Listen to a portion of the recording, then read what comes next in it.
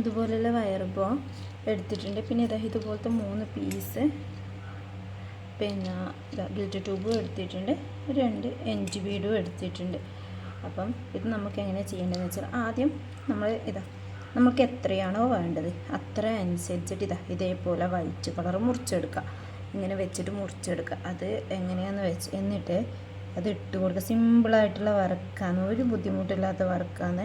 ഇതിന് തന്നെ നമുക്ക് മാലയും ആക്കാൻ പറ്റൂല, മാലയും കമ്മലും എല്ലാം ആക്കാൻ പറ്റും. അപ്പം അത് കഴിഞ്ഞിട്ട് പിന്നെ ഇത് ഒരു കറക്റ്റാക്കിയിട്ട് വെച്ച് കൊടുക്കുക. എന്നിട്ട് ബാക്കി ഇത്രയും വന്നിട്ട് കണ്ടോ ഗ്രീൻ വെച്ച് കൊടുത്തു. ഗ്രീൻ്റെ ബാക്കിയുള്ളത് നമ്മളിങ്ങനെ നോക്കിയാൽ മതി. ഇങ്ങനെ നോക്കുന്ന സമയത്ത് ആ എൻഡ് എവിടെയാണ് വരുന്നതെന്ന് നമുക്ക് മനസ്സിലാവും. അതിനേക്കാൾ കുറച്ച് മുകളിലോട്ടേക്ക് ആക്കിയിട്ട് കട്ട് ചെയ്തെടുത്താൽ മതി. ഇതിപ്പോൾ കറക്റ്റാക്കി കൊടുക്കുക. എന്നിട്ട് കുറച്ച് മുകളിലോട്ടേക്ക് ആക്കിയിട്ടൊന്ന് കട്ട് ചെയ്ത് കൊടുക്കുക. നമുക്ക് ഏറ്റവും ചെയ്യാൻ എളുപ്പമുള്ള ഒരു ഹെയർ ബാൻഡാണ് കേട്ടോ വയർ ബോൻ്റെത്. എന്നിട്ട് അത് കട്ട് ചെയ്ത് കൊടുക്കുക. മുറിച്ച സ്ഥലം അത് ഏകദേശം നമ്മൾ അടയാളപ്പെടുത്തിയില്ലേ, പുറത്തോട്ടേക്ക് എടുത്തിട്ട് മുറിച്ചെടുക്കുക. കറക്റ്റായില്ലേ? ഇത്രയും വേണം കേട്ടോ, കാരണം നമുക്കതിൻ്റെ എൻഡ് ബീഡ് ഇട്ട് കൊടുക്കേണ്ടതാണല്ലോ.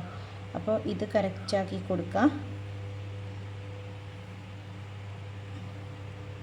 എന്നിട്ട്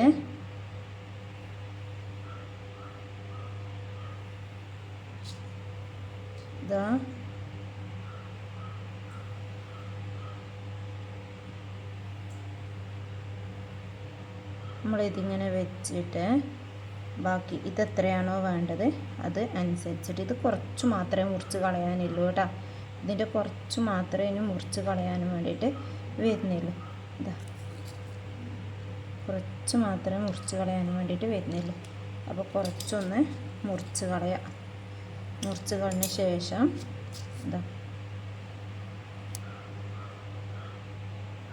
മുറിച്ച് കളഞ്ഞ ശേഷം ഇതിട്ട് കൊടുക്കുക. ഇതിട്ട് കൊടുത്തിട്ട്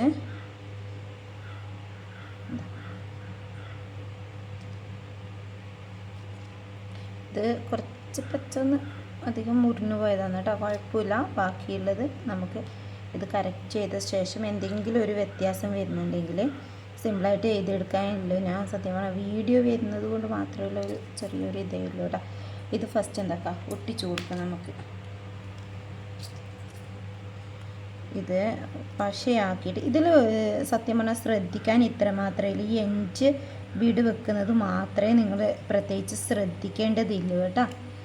എൻഡ് ബീഡ് എന്ന് പറയുമ്പം ഇതിങ്ങനെ വെച്ചിട്ട് ഇത് പശയാക്കിയിട്ട് എൻഡ് ബീഡിന് മാത്രമേ തന്നെ പശയും ആക്കേണ്ട ആവശ്യമുള്ളൂ കേട്ടോ. എൻഡ് ബീഡിനെ പശയാക്കിയിട്ട് ഇട്ട് കൊടുത്തിട്ട് ഇതിൻ്റെ എൻഡ് ബീഡിൻ്റെ എന്താ ശ്രദ്ധിക്കേണ്ടതെന്ന് പറഞ്ഞാൽ ഈ സാധനം കണ്ട ഇത് എൻഡ് ബീഡിൻ്റെ കറക്റ്റായിട്ട് ഈ എൻഡ് ബീഡിൻ്റെ കറക്റ്റായിട്ട് നിൽക്കണം, അത്ര മാത്രമേ ശ്രദ്ധിക്കാനുള്ളൂ. അത് കഴിഞ്ഞിട്ട് കറക്റ്റ് ചെയ്ത് കൊടുക്കാം. ഇനി അപ്പുറത്തെ ഭാഗത്തും ഇതേപോലെ തന്നെ ഇത് എൻഡ് ബീഡ് ഇട്ട് കൊടുക്കുക. ഈ ഭാഗത്തും കൂടെ എൻഡ് ബീഡ് ഇട്ട് കൊടുക്കുക.